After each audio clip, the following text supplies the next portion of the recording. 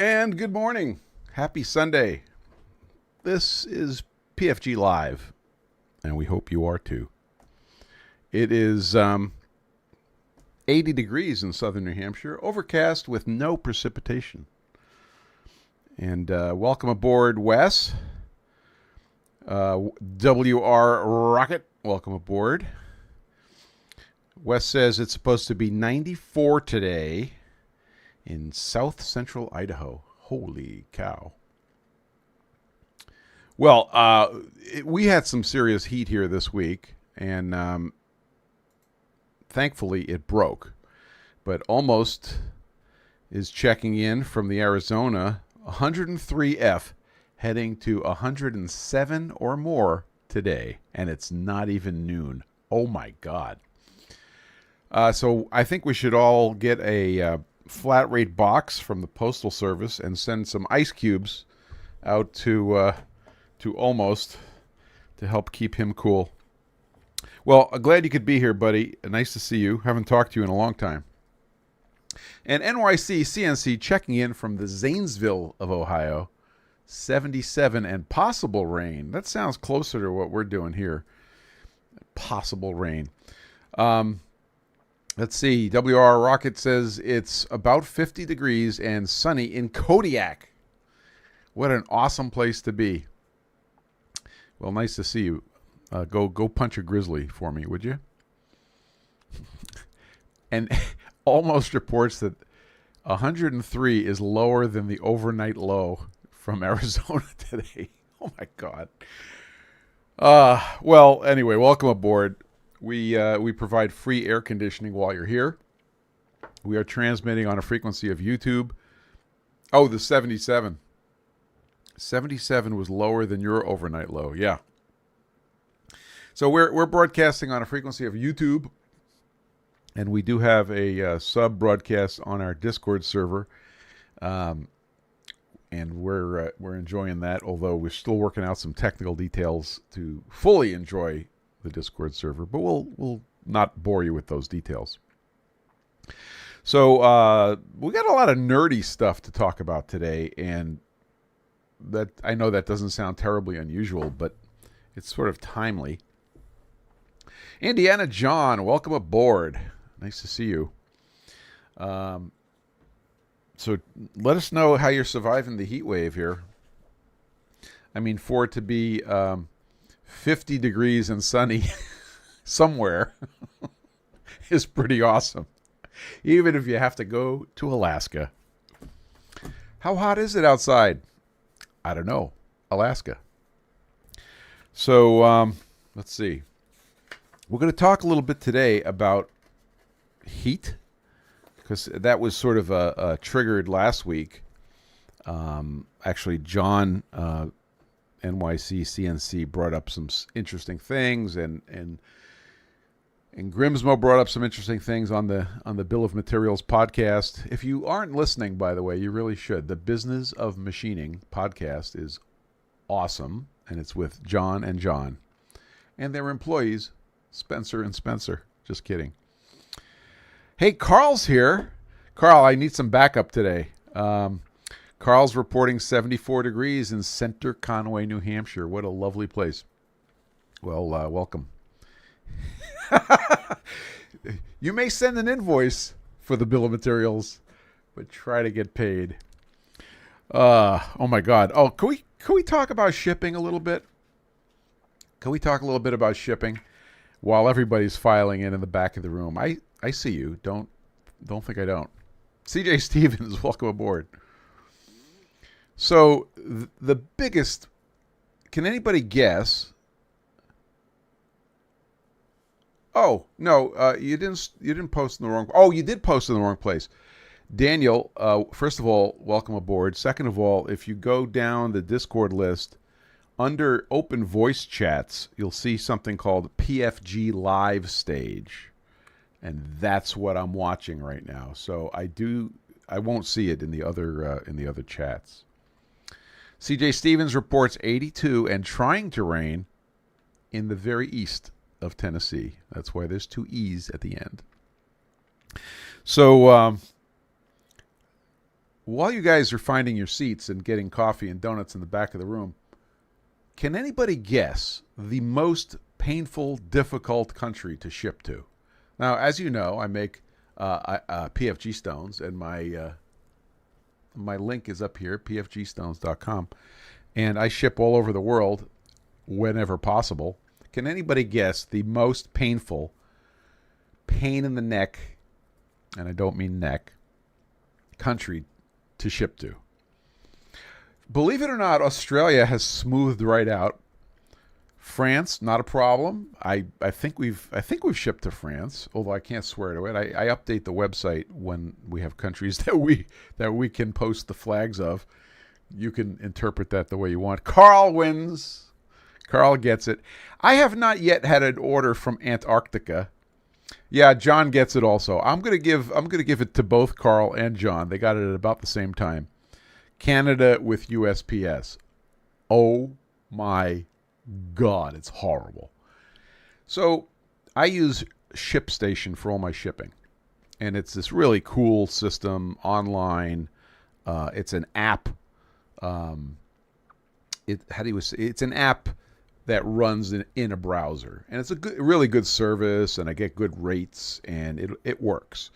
But every time I have something going to Canada where the customer wants USPS, it sends it through a system called Global Post. Now, yeah, so we'll talk about FedEx in a minute. Wes says they need to translate it into Canadian, eh? Hey, listen, could you put it in a small box, eh? And just make it, handleable. We can handle that, eh? And I'm sorry if we get it wrong. Sometimes we get it wrong. Sorry. So you ask for USPS to ship to you in Canada. When we get it, yeah, John says it works fine as long as you wait 2 to 45 days for it to arrive. This is exactly correct. So you generate your shipping label, and the way it works is it automatically generates the label, but it ships it to Hackensack, New Jersey. First of all, I don't care if you're merely an inanimate box. Nobody wants to go to Hackensack, New Jersey, okay? I grew up in New York City. I know what goes on in Hackensack, New Jersey. So it goes to Hackensack, New Jersey. They sort it, clear customs. I don't know what they do with it. They see how far they could throw it. I'm really not sure. Eventually, they put it on a truck and they go take it to Canada. I don't know what they do after that, but it's horrible. It's horrible. I just had a customer, I'm not going to name names, who ordered a set of stones in Canada, and it went USPS, and every time that happens, I get an email say, hey, can you track the thing? I can't track it. You sent me a tracking link, but I can't track it.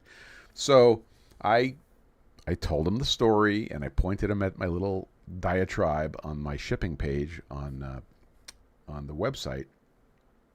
And he says, okay, I understand totally. He was really cool. Well, a day later, he decides he needs a different kind of stone. So he places another order for stones, but he correctly chooses UPS. That UPS order was in his hands in roughly 48 hours. Maybe, I think it was 48 hours. It might have been 72 hours. The USPS shipment still has not arrived. It's still not there. It's making me crazy. So another client who ordered a special, he's in Canada, and it was one stone because he's already a stone customer. Don't expect treats like this. So it's the bevel that I just showed. And I said to him, look, I don't want to ship at USPS. He says, please ship at USPS. I said, okay. I completely revamped the site, the store. I calculated all the rates for USPS, Priority Mail International, which is a misnomer. I'll explain that in a minute, and Global Post, which is, I'm not clear on this, but I figured out how to get the rates down. I rejiggered everything for Canada, and he ordered USPS. Stand by for that story. I don't know when it's going to show up. But I am done with it. So if you are in Canada, the beautiful land to the north, and you're ordering stones, please pick UPS. I know it's more expensive. You'll have your stuff fast, and we don't have to go through these headaches. Canada. I can drive to Canada in 2 hours. I could be in Canada in 2 hours. It's crazy. Okay, that was the rant on Canada. I got a check mark because we covered that, okay? Antarctica. I have not had an order yet from Antarctica, but I would be happy to ship to Antarctica. Actually, I have a friend of mine who might be going there for work. So we may cheat on that one a little bit. Let's see. Hey, good morning. Machine New Zealand. Well, let me tell you, I could ship to New Zealand faster than I could ship to Canada. Figure that one out, okay? I don't know if you missed our diatribe about shipping, but you didn't miss anything because you're all set. You're in a good place. Let's see, what else have we got to talk about? I think I'll give you a quick update on two things. One is the B200 balancing rings. I have one more review to do. I just got to review my code, make sure I got my new date engraving correct, go over my speeds and feeds one more time, and we post and we go. So we're very close to production on the B200s. They've shown as out of stock. I apologize. They're coming real soon, which is important because of the next thing I want to tell you. The balancing stand, which has been hanging over my head now for a year and a half, it could be more, I think we had a breakthrough, like a major breakthrough. And we will be making balancing stands and shipping product within a couple of weeks, which I'm very excited about. So basically, the balancing stand is going to end up being a 3D printed product. And I did a couple of prototypes. This here is an early, if you're watching on the video, this is an early prototype of a two-part dovetailed assembly, which was a test. Worked perfectly. It's not the way I'm going, but the fact is I did a dovetail attachment. I'll probably post some photos about this, and it worked out great. And that was the result of me looking for a solution to a different, to this product problem. I'm not going to use the solution, but I ended up inventing a really cool way to do it. And we'll get to talking about that another time. So the balancing stand came together. The design looks gorgeous. Only a couple of people have reviewed it for me and given me some feedback. And it works great. So expect the balancing stand sooner rather than later, which is really good news. Yes, Indiana John says, do you have an approximate price range for the stand? I might have a handful of guys looking for an affordable balancing stand. So I'm looking to come out with a kit, which is going to include the balancing stand and its hardware, the arbor, which is the only part left to actually make is the arbor, and I actually have a cool design that is going to work out pretty neat. A balancing ring, maybe two balancing rings, but I think it's just going to be one balancing ring, and that whole, and that's about it. So that whole kit, so you can get the kit and immediately balance a wheel. And I'm trying to keep that under $300 out the door. So there's your answer. Under $300 out the door. Yes. So John brings up an interesting point. Some of the grinders, some of the options for grinders these days have accelerometers on them so that they can measure the vibration from an out of balance wheel. No, Carl, I have not corralled Robin to review the design, but that we're going to try to do that. I don't think I'm missing anything here, but I would like to get Robin to do that. And he's not here yet. I think he may listen to us in the future, so he'll know I'm coming. So there are mechanisms to measure the vibration from an out of balance wheel, and then give you feedback and say, hey, this is the position you need to move your weights. And in order to do, let's think about what it needs to do in order to do that. It needs to have an accelerometer so it can measure the vibration from the out of balance condition. And it has to have position detection for the wheel. So at the very least, it needs a 0 point, maybe a magnet or a optical pickup, so that as the spindle goes around, it could pick up 0. It knows the speed, so it could approximately get its real-time position. So there's some technology that needs to go in there, and then it tells you what to do. And I guess the really cool software will show you a picture and say, yeah, move the weights this way. So you pay a lot for that. John, do you have a price for that option? Because I'm sure they're not giving it away for $6.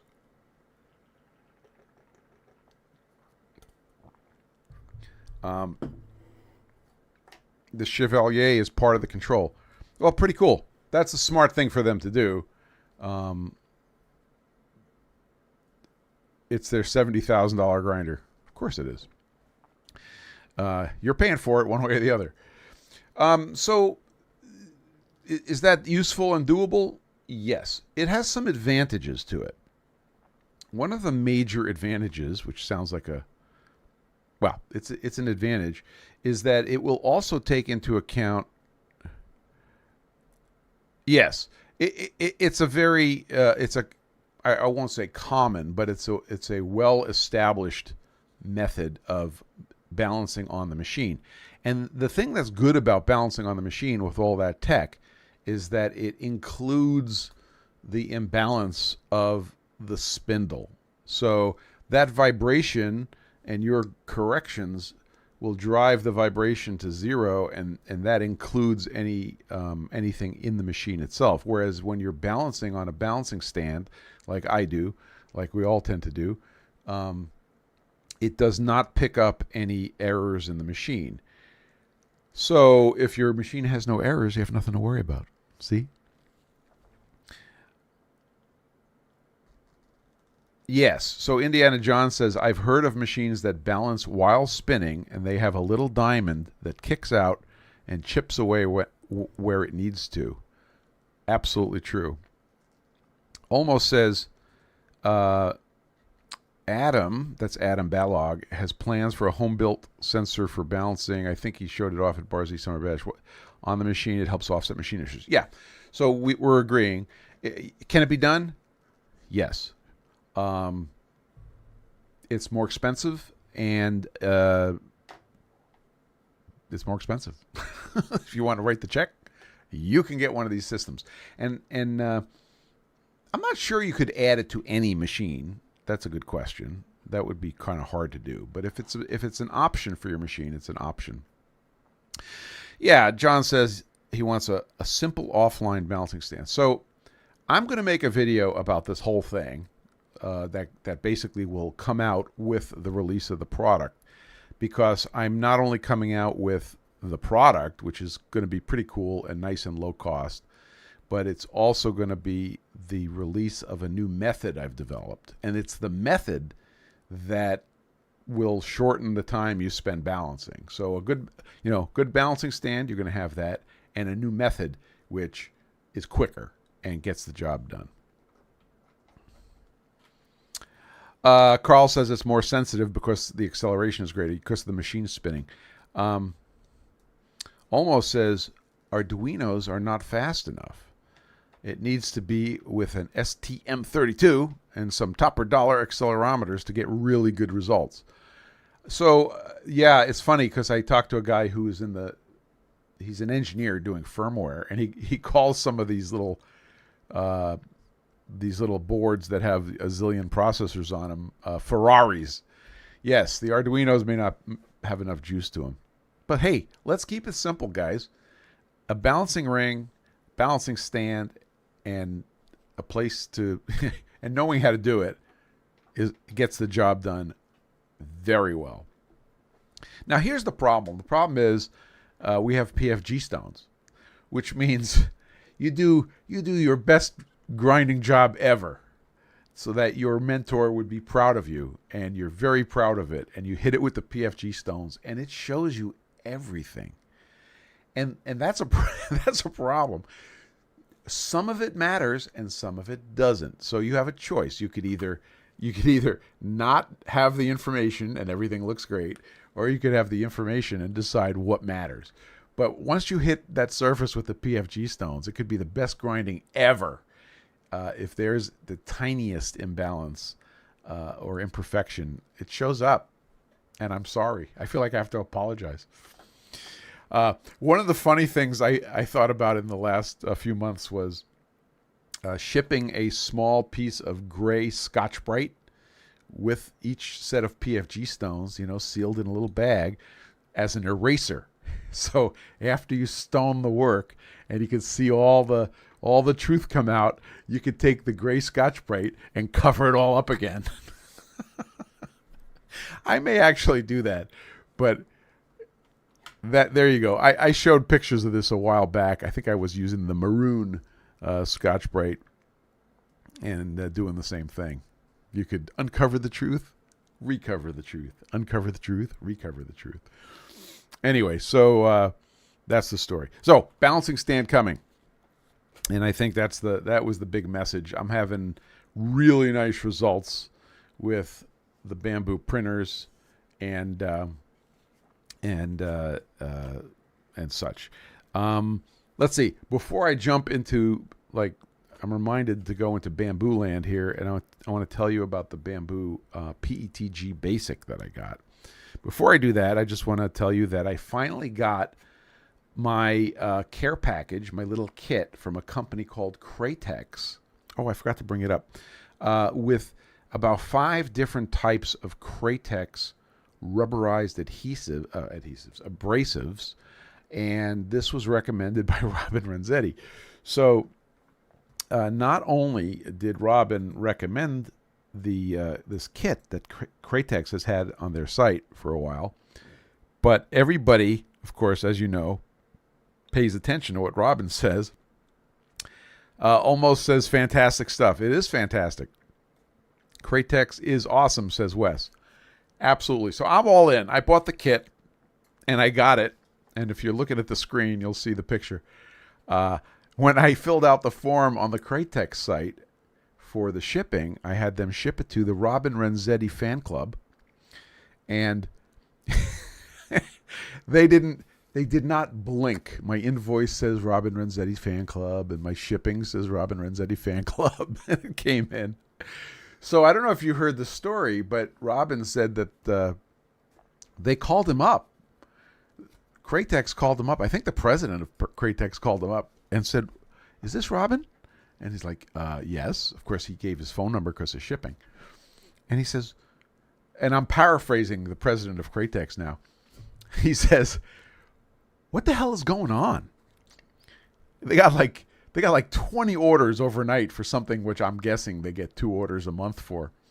And he had to explain to him that he is the unintentional influencer. So anyway, I thought you'd get a kick out of seeing my shipping label here.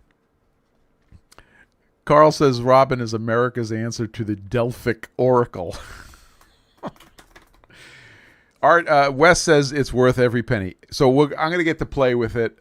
It actually may come into play on the balancing stand arbor. We'll see what happens. Yeah. So almost is violently agreeing that it's the next step in finishing. Same with stones or adventure into lapping land. It's true. It is the next level. So that's the story on Cratex. That came in. Again, not quite ready to mess with them, but arbor production may get a taste of that. Mix Workshop, welcome aboard, sir, says, I got mine a couple of days ago, too, between Robin and the Cratex and Tom Lipton and the Amazon Loctite. That's right. I have to confess, I also got a bottle of Loctite. It was a good price, and I love the Loctite products all around for doing what they do. So that out of the way. Let's see. We got some serious physics coming, people. So I hope you have your propeller hats ready. I gave you the balancing stand progress report. Excellent. And what else do we have? Oh, we're going to talk a little bit about. Let me give you the basic PETG from Bambu report. So, as you know, I make the trays for the PFG Stones out of PETG. And here's another thing. Here's my little 3x5 file card holder, which is also made out of the same resin or the same plastic, and I love it. So when I got the Bambus up and running, this filament I was using is the Overture, which is an Amazon company, and I've really enjoyed the Overture PETG filament. And I called it resin before because I was just reading a bunch of articles, which you're going to benefit from, and in the industry they call it resin. So I ran some tests. So the color was fine. We liked the color. And then let me see. I got a picture here. Let's see. There we go. So I ran a bunch of tests, and I was using as my little test piece this utility knife, this little quick print. It's really cute. Utility knife holder, which I've been actually carrying around. And it's a fast print, and if you have to do a bunch of testing and you end up with a bunch of them, you could load them up with utility knives and give them away, which is kind of cool. So I did. You could see my if you're watching on the video, I have a piece of green tape on the workbench, and I was doing a timeline of my experiments, making one change at a time, looking at the results. Here's what happened. I got the Bambu PETG Basic. I ran it with the Bambu PETG Basic profile, and I ran my model at the same height that I've been running it. And I got some problems.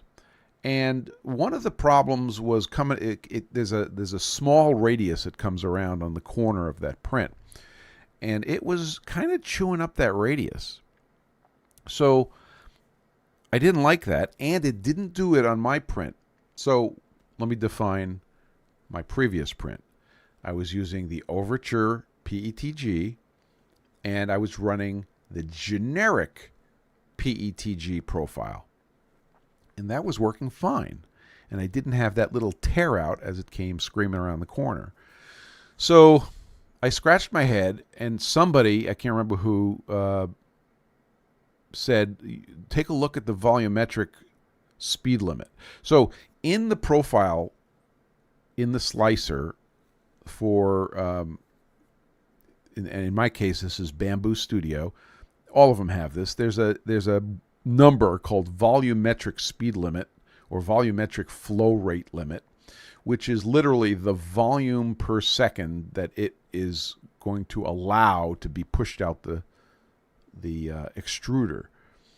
So you could have all your accelerations and your speeds and your everything set up the way you imagine you want it, but then there's this speed limit that says, but you can't go faster than this. And if you think about it, it makes sense. At some volumetric rate, you're going to start being unable to push filament out the nozzle. You're going to just run out of your ability to push, and it's going to start grinding the filament, and it's the beginning of bad things. On the generic PETG profile in Bambu Slicer, Bambu Studio, the volumetric limit was 10. In the Bambu PETG Basic, this new profile for the new filament, it was 14. That's a big difference. And I found it because there's a function in the Bambu Studio where you can compare two profiles side by side, and it will tell you what all the differences are. Okay? So I said, I'm going to run an experiment next, and I'm going to run the Bambu PETG, the new filament, with the generic PETG profile. Ran fantastically well. I left out one step. Before I did that, I ran the same. I ran the Bambu profile for their new filament, but I turned it down from standard speed mode to what's called silent mode, which is sort of a misnomer, but it's basically a little slower. It improved. So that was sort of the hint that it was going too fast. Then I tried the generic profile, and that's when I saw it worked pretty good. So here's my diagnosis of this whole thing, is that I think they came out with this new profile, and they're pushing the filament a little too hard. Sorry, guys. So I will be running the Bambu PETG filament, but I will be using the generic PETG profile, and that's what works quite nicely. So I will be giving, I think I gave a little bit of feedback on the Discord for Bambu. Bambu has a Discord server, which is awesome, and they are paying attention. But I'll be using the generic PETG profile. The difference? So the difference was small. It was minutes of print time on a print that takes on the order of an hour. I wasn't going to lose sleep over it. So that was my experience. Hopefully they will come out with revised profiles as the company and the people get more experience with this filament. But I'm running the generic PETG profile. So if you're watching the video, you could see in the picture the last experiment was printing a 4-inch tray for my stones. Fun little fact: my friend who in Canada, who just got his beveled stone, or he just had it shipped. Let me put it that way: he just had it shipped. You'll get it someday. That's the tray he got. He got the first tray made with the Bambu PETG filament. So I'm happy with it.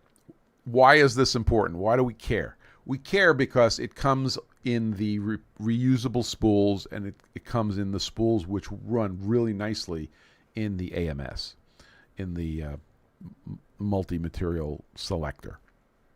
That's the story. Bambu, got your filament. We're running it. It's looking good. So if any of you Bambu owners are wondering if you should buy the PETG Basic, answer yes, but don't use the profile. Use the generic profile. So if anybody has any questions on that stuff, feel free to put it in the chat. We got that covered, and this is a perfect segue into talking about one of my soapboxes, which is dry your damn filament. Here's my statement. My statement is filament is not dry until you dry it. So when the PETG Basic came in from Bambu, I'm going to take a sip of my tea if you'll allow me, because I'm about to start a rant, and we don't like to start a rant dry. How ironic. So I get the spool of filament, and I throw it in the machine intentionally with no drying, and I run my test. I think that was the very first test on my little test board there. And I got some results, and there was some stringiness, and there was some gloppiness, and okay, right, this is the first part of the experiment. Took the thing, and I said, I'm going to go dry this. And I think it was Wes. Was it you, Wes, that said, it might have been Wes, might have been somebody else. Forgive me for not remembering. They said, can you weigh it? And I'm like, that's a brilliant idea. Not truly brilliant idea. Not because I had a postal scale sitting on the same bench, but because behind me, about 4 feet, I had a triple beam balance that had 10th gram resolution. And I said, yeah, I could weigh it. So I did exactly that. I weighed the spool of filament. It was 1251, I believe. And that's a kilogram of, yeah, there you go. Carl says moisture is kryptonite to PETG. Carl, you're going to love what's coming up here next. So I weighed the spool, went to the shop, put all 4 rolls that I received. Oh, can we detour for 1 second? You may recall when we last met our heroes that I ordered 1 spool of PETG Basic and I received a pneumatic stapler. Now, we laughed about that last time we were on the PFG.Live, and I have 2 things to report to you. Thing number 1, I gave the pneumatic stapler away to a friend of mine, affectionately known as the Reverend, and he is a great woodworker, and so I gave it to him. I asked him if he could use it, and he said yes. So a fine woodworker has received the stapler, which is not a roll of filament. And that's the first part of the story. The second part of the story is Bambu says, we're terribly sorry. This was on, I filed a ticket on the website.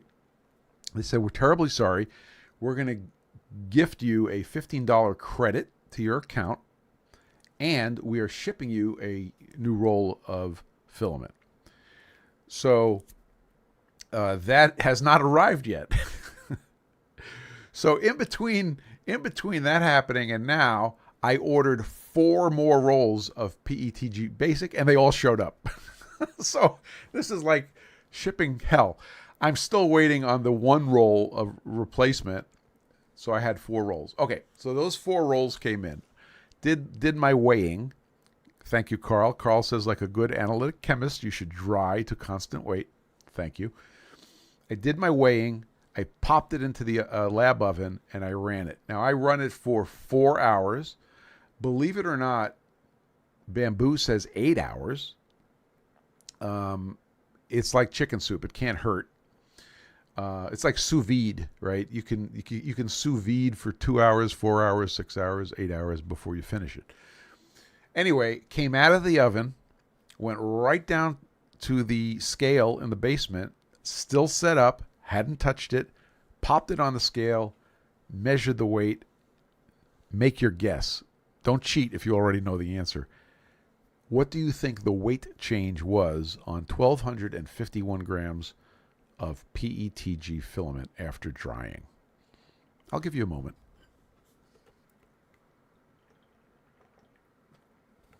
Insert Jeopardy music here. Anybody? 100 grams from WR Rocket. 65 grams from Indiana John. Interesting. I'll give you guys 2 more guesses. Remember, it's 1,250 grams of filament plus spool. Come on, Carl. You got to pitch in here. Come on, 1 more guess. By the way, we're on ultra low latency today, so I know you're listening.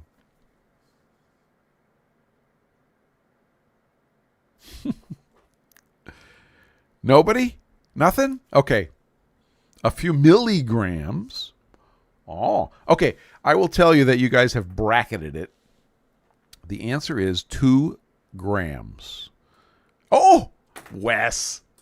No, Wes knew. Did you know, or was that a guess? The answer is 2 grams. So what does that mean? 2 out of 1,000 is 2,000 out of 1,000,000. Would you agree with that? The ratio is 2,000. So it's 2,000 ppm. Am I getting that right? Carl, check me on this. Is that 2,000 ppm? I believe it is. Hey, take care, Machine NZ. You'll catch the rest later. It's going to be a whopper. You might want a pencil when you listen to it. Take care. Have a good time at work. By the way, he is in Tomorrowland. Yeah, 0.2%. Yeah, so what is it in parts per million? I believe it's 2,000 parts per million, right? If it's 2 parts per thousand, it's 2,000 parts per million. Yay? Nay? Okay, so remember that, because that comes into play a little later. Okay, Carl says he thinks so. That's good enough for me. So somebody said to me, well, you might have removed some solvents, some other stuff other than water. And to that I say, probably not. So I think we took 2 grams of water out of that spool. Does it matter? Stand by. I'm about to prove to you that it does matter. So thank you for the recommendation to weigh it. And from now on, I think we'll take some more data on weighing it. So let's get right into the filament. We're going to talk about heat in general later, but I want to get the filament drying stuff out of the way. So I did some research. And I had done some research before, and it was in my head. But then I wanted to... Oh, Practical Renaissance. Welcome aboard, sir. How did I dry it? So I have a lab oven in the shop. Yeah, Carl says, almost certainly nothing but water. I agree. So I have a lab oven in the shop. It's a VWR. I'll post better pictures of it. I've posted pictures of it before. Oh, no. Oh, here you go. You're yanking my chain now, Indiana John. We're going to talk about that in a minute. It's a VWR lab oven. I think it's their high flow series. It's got a fan in it circulating. But I'll tell you, for a long time, I used our convection oven in the kitchen, which also is an electric oven, good temperature control, lots of airflow. Okay? So that's how I do it. PLA 120F, 4 hours. PETG 150F, 4 hours. Although indications are you can double the time and it would be perfectly happy. Do not double the temperature. Early on in my drying career, I accidentally dried some PLA at PETG temperatures. It turned into modern art. Not recommended. So here's what we need to know. If I tell you something is wet, it absorbed, moisture, what do you think about? Well, you kind of think about a sponge and how water goes in the sponge, and if I want to get it out of the sponge, I could squeeze the sponge, or I could just let it dry, or I could put it in the oven and dry it with heat. And that's all well and good. But if I said to you, when the sponge was wet, did it fundamentally change the sponge? You would say, no, you're out of your mind. It's just a wet sponge. You have a sponge, it's a wet sponge, or it's a dry sponge. This is not how it works with plastic resin or plastic filament, okay? There's stuff going on here. So let me read you some things. This is an article from High Rate America. It's a plastics company. Actually, they sell a drying machine. And I'm going to give you some WR Rocket says, I wonder if you can get more water out using a vacuum chamber. And the answer is yes, absolutely can. And my friend Unix Carbide, who I'm actually surprised he's not here, he does that. He does vacuum drying. Now, I don't have experience with it, so I can't speak to it. But what vacuum drying does is when you lower the air pressure, the boiling point of water also drops. So you can get more effective drying. However, I am not convinced it is a good solution. So I'm just going to reserve judgment on that. All right. So let me read you from this article. And this article is from 2017. So it's old. Therefore, it must be, brilliant. It says, in part, the definition of hygroscopic, there's hydroscopic and hygroscopic, of a substance is to absorb moisture from the air. This means that some plastic resins / pellets absorb moisture just by being exposed to ambient air.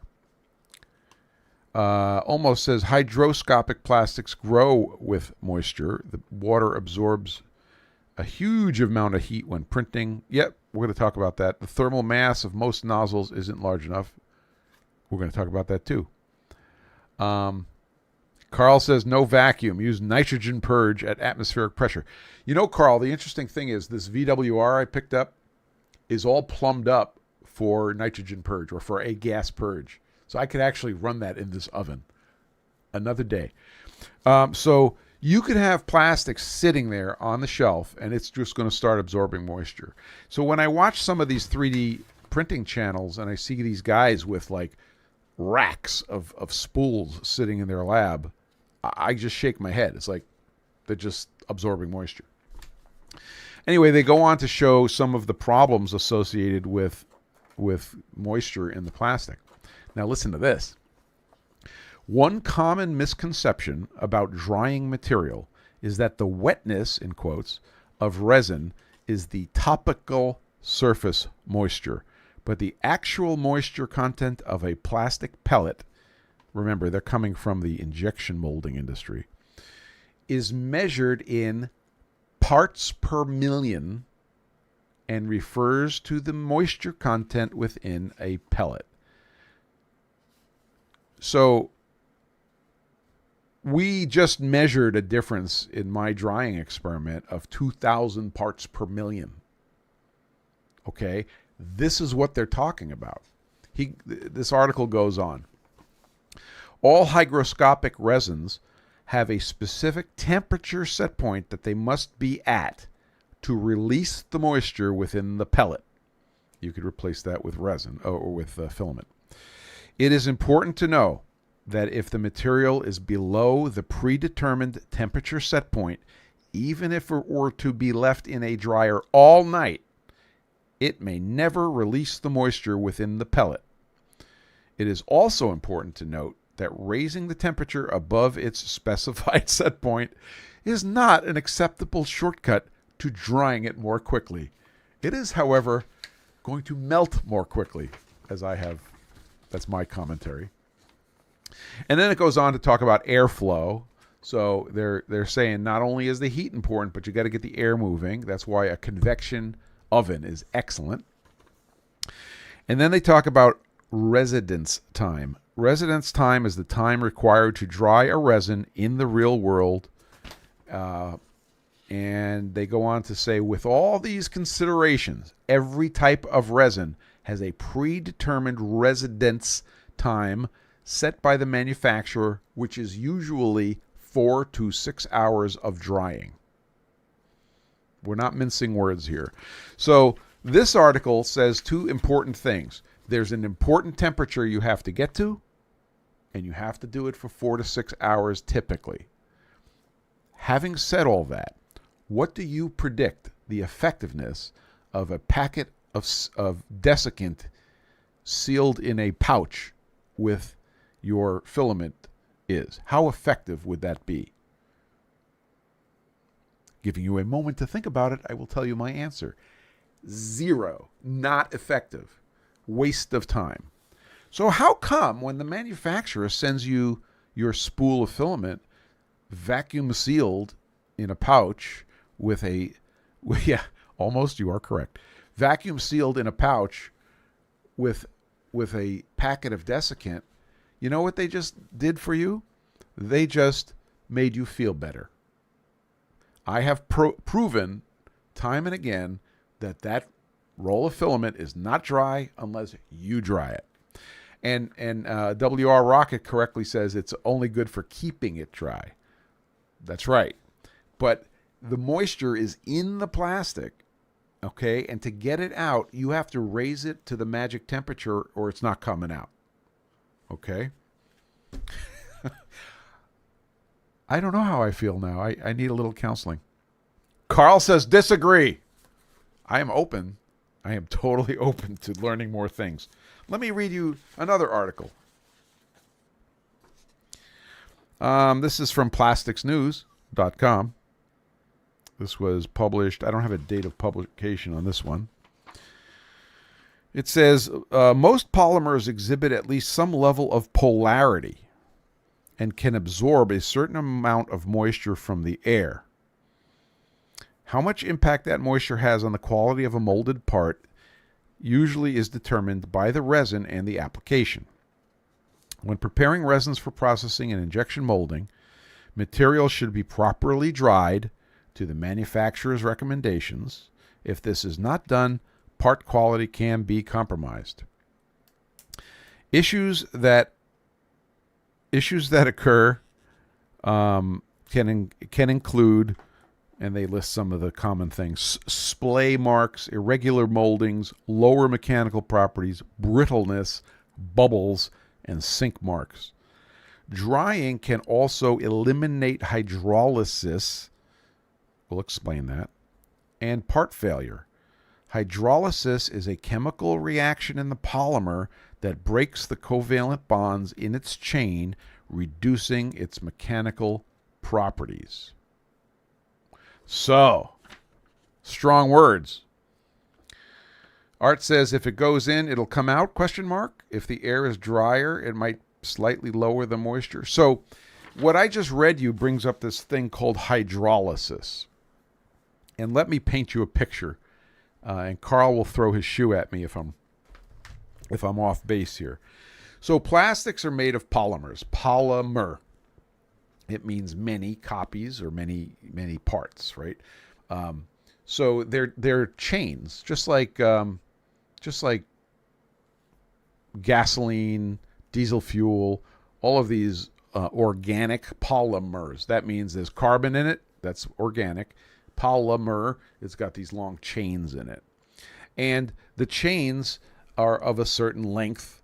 In fact, you may recall, do you need to be careful about touching filament to prevent? Well, we'll get to that. I think it's less important. I don't think you might give it some finger oils, but you're not giving it a lot of moisture. And besides, if you're touching it, you're about to print with it and it's going away. So polymer is a long chain. So I want you to, yes, yeah, Carl's nailed it. He says all plastic pouches will allow diffusion of moisture. It's cheaper to include desiccant than to package to prevent moisture ingress. Excellently said. So everybody imagine a chain, like a chain link fence. Okay, and those are molecules of this resin that are chained up. And the length of the chain is what gives many of the physical characteristics of the plastic. And if all those chains got broken into small pieces, that plastic changes its behavior. It becomes brittle. It becomes weaker. Bad things happen.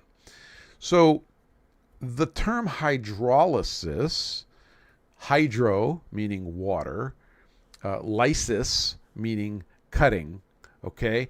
It's taking your long chain polymers in your plastic, and water comes along, and it's this short little thing. It's just an H and two O's, right? But the thing about water is that I got to use my fingers on the camera. It's an H and then two O's, but they're not coming off on either side. They're actually bent 120 degree to 120 degree angle. So you got your H and you got your two O's. And what happens is it's a polar molecule. It has a plus side and a minus side. It has a plus charge on one side and a minus charge on the other side. Plus on the side where the H is up here, and then minus on the side where the two O's are down there. So you've got this polar molecule. And you heard in a previous article that we just read that some of the polymers are polar, meaning they are also have a plus side and a minus side to the molecule. So along comes your water molecule, and it sees the polar flavored polymer, and it says, hey, I want in. I want in. And it goes in, and it breaks the chain. And that action is called hydrolysis. And if you've ever taken a roll of PLA, for example, I'll tell you, if you use PVA, which is used for supports, I had a horrible experience with PVA could not make it work. You take it out, you pull it off of the spool, and you can just crumble it in your hands. That is completely destroyed material, and hydrolysis is one of the things that can make that happen. That's the bad news. The good news is you bring the temperature up high enough above the threshold, it drives the moisture out, your polymer can heal itself, and you're back in business. But if you think a desiccant packet is going to pull that water back out of that polymer, you are sadly mistaken. Okay? Also, let's imagine how the manufacturers make filament. Okay? Yes, Practical Renaissance, PVA, the same stuff they make wood glue out of. And there's good reasons to play with it. It's water soluble. You can make supports and then dissolve out the supports. But it's, as far as keeping moisture out of it, it's absolutely horrible. So a manufacturer is going to load up a machine to make filament, okay, and then they're going to extrude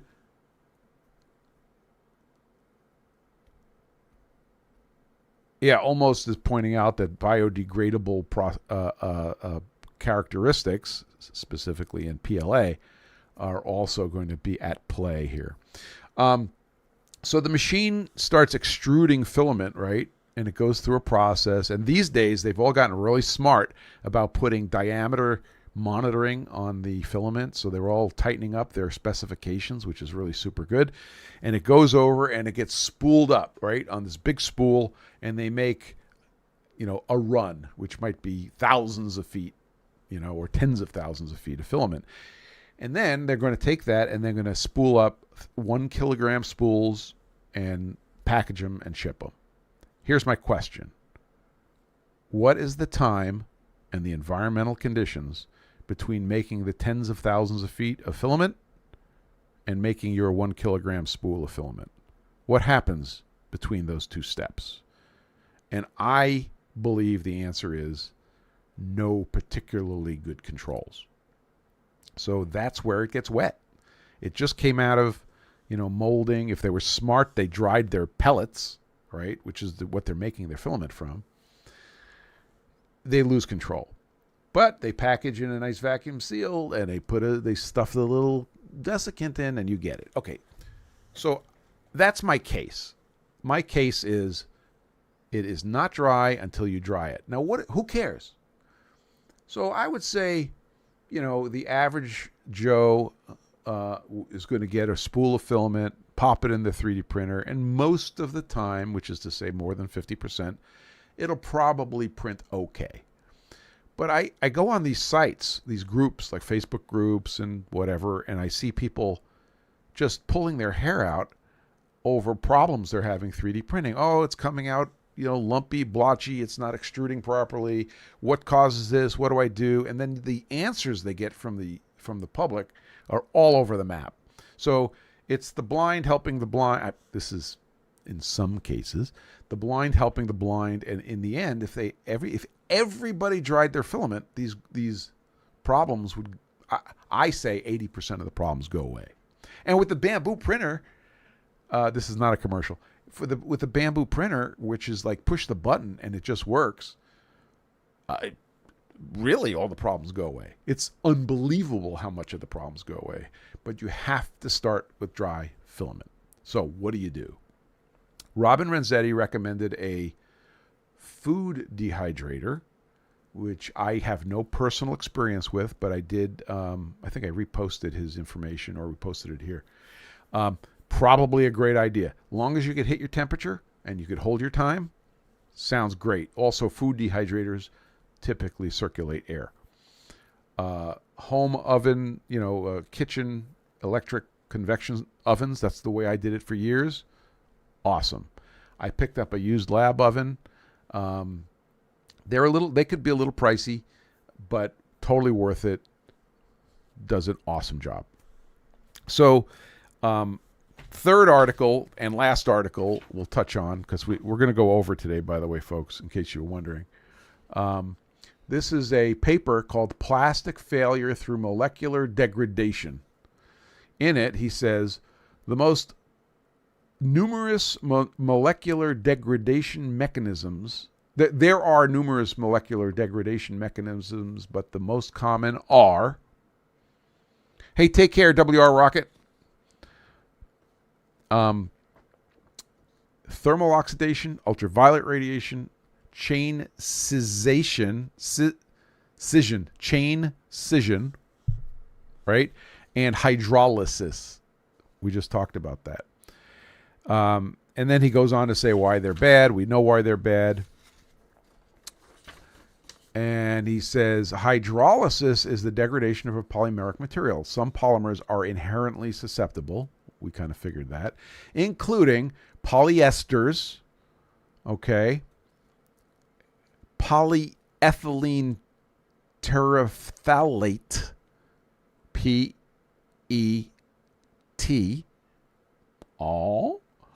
polycarbonate, nylons, polyurethane, polyacetyl, Delrin, okay. And listen to this paragraph. It's awesome. He says, hydrolysis represents a chemical reaction that results in permanent change within the molecular structure of the polymer. The hydrolysis mechanism proceeds throughout the reaction of the polymer with water, resulting in the cleavage of the susceptible functional group. You know, I played bass for susceptible functional group back in the 80s. Commonly into chemical species that resemble the initial reactants used in the original polymerization process. Aren't you glad I didn't read you this whole paper? He says, it is important to recognize that hydrolysis is different than water absorption. While water absorption can significantly alter the mechanical properties of a plastic, and particularly nylon resins, the effect is transient and reversible. This gentleman is Jeffrey Jansen, and this was written in 2015. So he basically told us the truth. He says, yeah, it's a problem. Yeah, you can fix it. And yeah, it's chemical. It's not a sponge. There you go, folks. If you didn't dry it, it's not dry. Oh, stand-up bass. I tell anybody who asks. I literally did play stand-up bass back in the day. In high school. Then I quit. Okay. So that's the end of that topic. We could talk about heat, or we could leave it for next week. We've gone an hour. That's awesome, Practical Renaissance. It's been a running joke, but sometimes I think about going back to it. So let's really quick talk about heat, because heat. I'm putting on your screen the table that I posted to Instagram and to Discord not too long ago.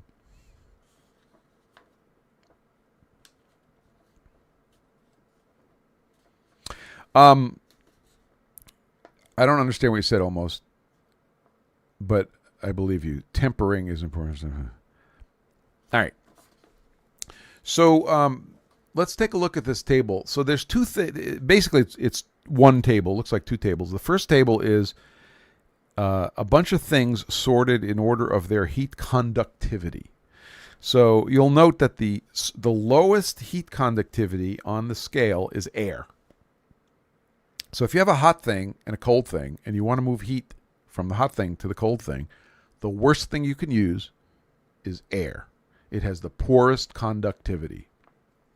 Okay, so let's go to the other side of the scale. If you want to move heat from a hot thing to a cold thing, and you put copper in between them, boy howdy, the heat conductivity is fantastic. Specific heat is the next column. Okay, so heat conductivity is heat conductivity. Heat capacity is specific heat. I'm trying to keep it simple. Specific heat is heat with respect to weight. So I don't want to get too, yes, the specific heat normalizes things for something. It could be the mass, it could be something else. But I just want to give you a feel for the basic material properties, right? And then if you look down the scale, it's the first column, upper left, you see from air, you go to oil. And oil is a it's about a 10x improvement in conductivity. So Mr. Grimsmo with his oil-cooled Swiss is getting more heat out of his parts by a factor of almost 10 by using oil.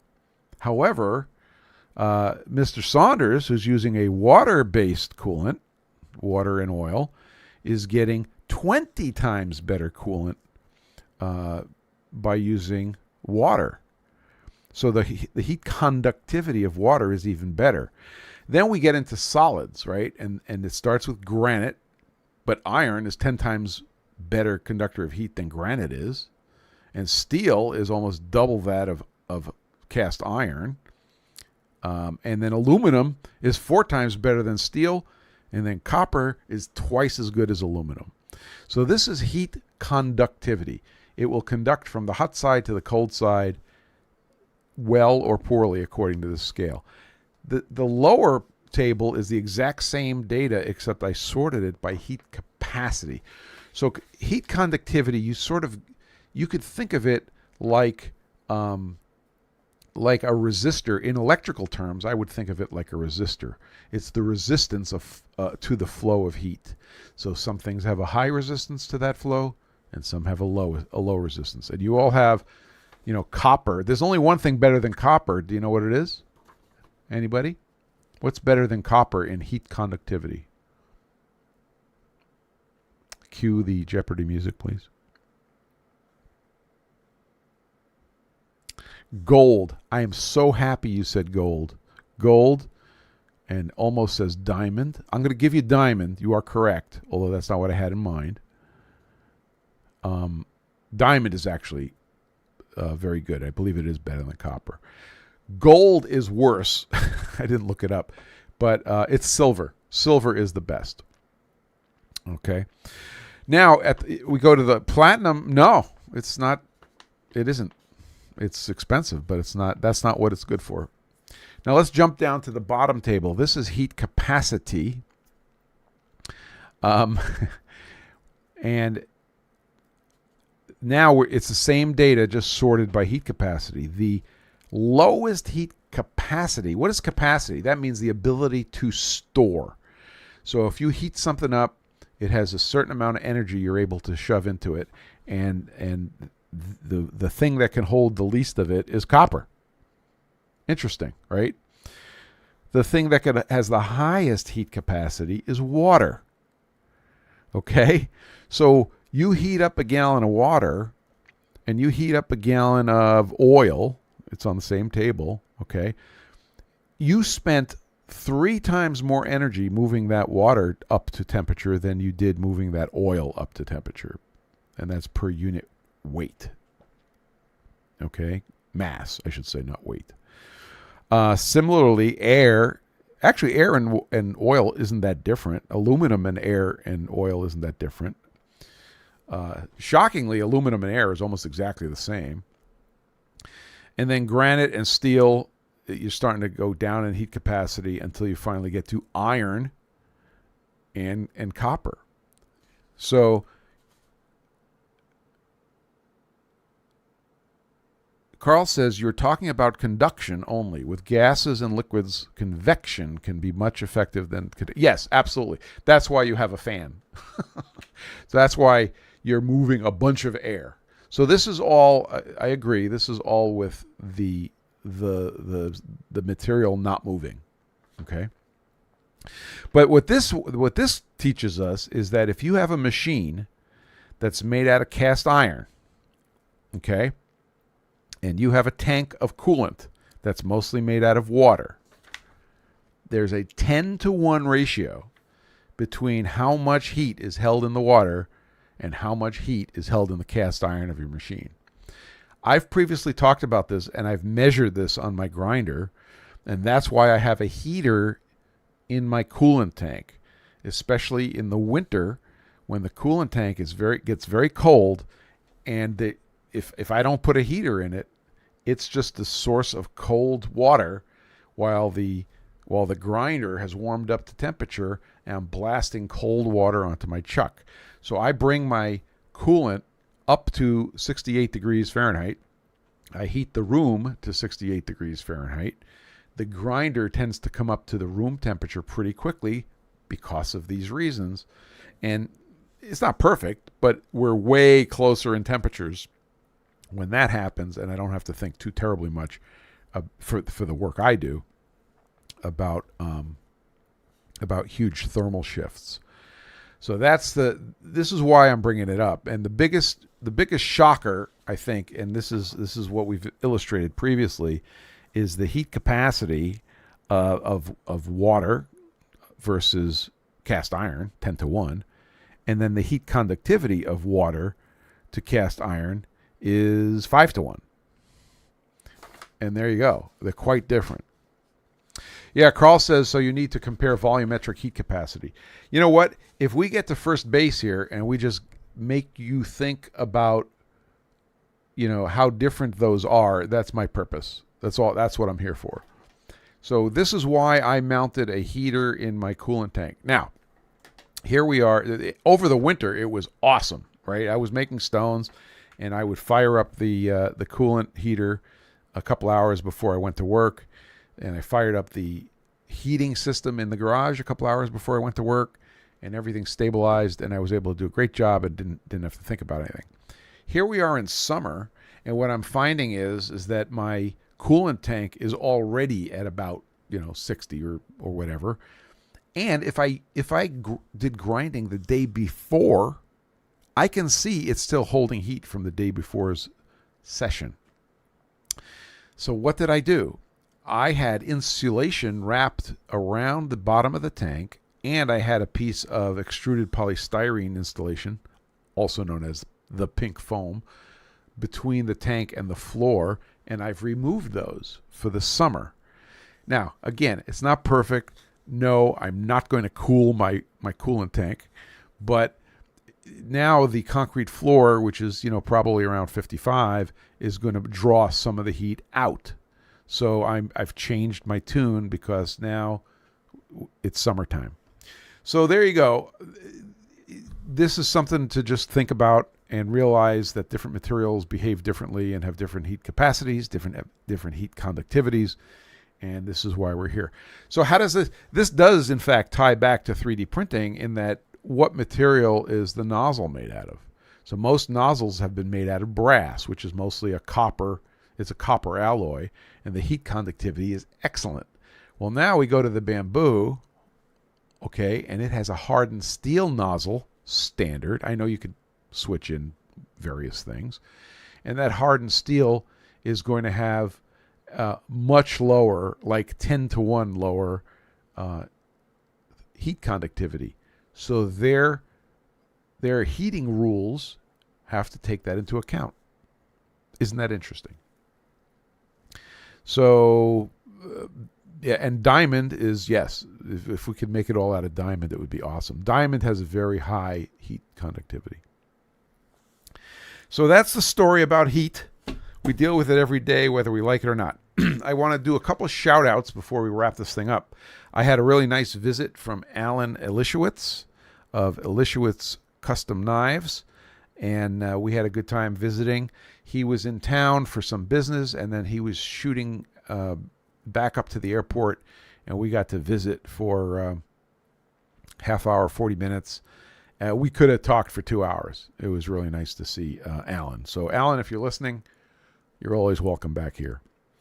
Aaron Walla reports good news.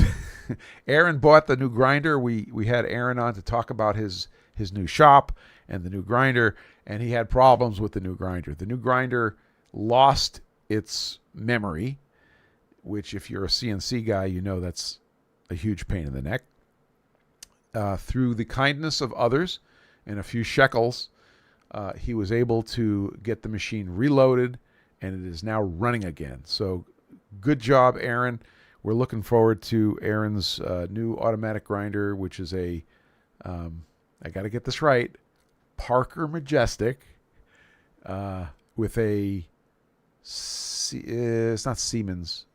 I can't remember the manufacturer of the control. But anyway, he's back up and running. Congratulations. Good to hear it, Aaron. Okay. If you guys have any quick questions, I'll answer them. Otherwise, we're going to wrap this thing up. We're 15 minutes over, but we had too much fun. So we'll see you guys next week. I don't see any impediments to the PFG Live. We might have a guest. Fair warning. I am hoping to have some things to show you on the balancing stand next week. Very happy with the direction that is going and the required Epiphany delivering the leap that was necessary. So with that, I'm going to head back over to the Discord server, and if anybody's around, I will be there and happy to chat. I'm actually going to be in the miscellaneous voice chat after we're done here. CJ Stevens, have a great week yourself, sir. Almost Machining, I'm glad you were here. Flat Lapper, nice to see you. You were kind of quiet today. And Indiana John, take care, buddy. We'll see you guys next week on PFG Live.